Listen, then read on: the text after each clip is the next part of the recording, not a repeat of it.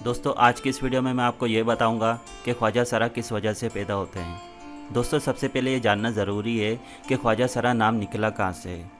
अक्सर लोग इन्हें खुसरा, मुखन्निस, हिजड़ा और ख्वाजा सरा वगैरह वगैरह कहते नज़र आते हैं। इनमें सिवाय ख्वाजा सरा के नाम के अलावा हर नाम से तेकीर और तंज नज़र आता है। लफ्ज़ ख्वाजा सरा ये कदरे बेहतर नाम है। ये नाम इनको मुग़ल बादशाहों ने दिया था।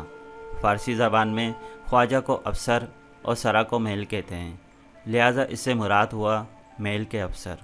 लेकिन यहाँ एक अहम सवाल आप लोगों के जहनों में आ रहा होगा कि आखिर ये तीसरी जीन्स के लोग पैदा कैसे होते हैं। दोस्तों जहाँ तक साइंस ने इस चीज़ पर तहकीक की है, साइंस कहती है कि इंसान की जब पैदाइश होती है तो बच्चे की जिन्स की तयन के वक्त मर्द और औरत के क्रोमोसोम्स आपस में मिलते हैं।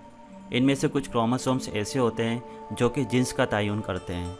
अगर मर्द के क्रोमोसोम्स गालिब हों तो लड़का होता है, अगर औरत के क्रोमोसोम्स गालिब हों तो लड़की पैदा होती है। लेकिन तीसरी जिन्स के केस में ये इत्तेफाक होता है कि मर्द और औरत दोनों के क्रोमोसोम्स बराबर हो जाते हैं, जो कि अमूमन बहुत ही कम ऐसा होता है। ऐसी सूरत हाल में जो बच्चा पैदा होता है वो ना तो मर्द होता है और ना ही औरत। यहाँ एक अहम बात जो बहुत ही कम लोग जानते हैं कि तीसरी जिन्स के अंदर भी मेल और फीमेल होते हैं। इसका तयन ऐसे होता है कि तीसरी जिन्स में फ़ीमेल क्रोमोसोम्स अगर मेल क्रोमोसोम्स पर दोबारा गालिब आ जाएं तो वो फ़ीमेल ख्वाजा सिरा कहलाते हैं। बिल्कुल इसी तरह मेल ख्वाजा सिराओं का भी होता है। दोस्तों एक शख्स हज़रत अली रज़ियल्लाहु ताला अन्हु की खिदमत में हाजिर हुआ और ख्वाजा सरा की विरासत के बारे में पूछने लगा। हज़रत अली रज़ियल्लाहु ताला अन्हु ने फरमाया, अगर मुखन्निस औरत की सूरत ज़्यादा रखे तो विरासत में जो हिस्सा औरत का होता है उसे वो दिया जाए। अगर मुखन्निस में मर्द की शबात ज़्यादा लगे तो विरासत में जो हिस्सा मर्द का होता है वो उसे दिया जाए। हज़रत अली रज़ियल्लाहु ताला अन्हु ने फरमाया, बेशक अल्लाह ज़मीन व आसमान का बादशाह है, हर चीज़ पे कुदरत रखता है। जिसे चाहता है बेटा देता है, जिसे चाहता है बेटी देता है, जिसे चाहता है बेटा बेटी मिला के देता है और जिसे चाहता है बांझ रखता है। वो हर चीज़ को बेहतर जानता है। तभी हमें भी चाहिए कि हम अल्लाह की किसी भी मखलूक को हिकारत की निगाह से मत देखें। जिस तरह लोग हमें जिस्मानी तौर पर माजूर नज़र आते हैं, हम उनसे हमदर्दी करते हैं, वैसे ही ये ख्वाजा सिरा जिनसी तौर पर माजूर हैं, हम इनको भी अपनी तरह का इंसान समझें और इनको भी इज़्ज़त दें। दोस्तों हज़रत अली रज़ियल्लाहु ताला अन्हु के दौरे खिलाफत में एक शख्स ने एक खंसा यानी एक ख्वाजा सिरा से शादी की और महर में उस शख्स ने अपनी बीवी यानी खंसा को एक लोंडी दी।